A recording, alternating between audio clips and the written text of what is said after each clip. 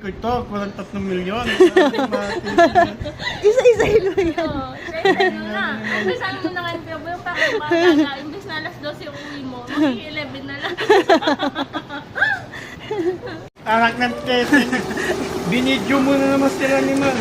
Sahod ng mga lalaki yan. Wow, hanep. Bagong sahod. Grabe. Huwag mo kukunan Kanya ka niya. Basta pera na dumikit-dikit. Tulong mga bahay. Ay, Diyos ko dahil.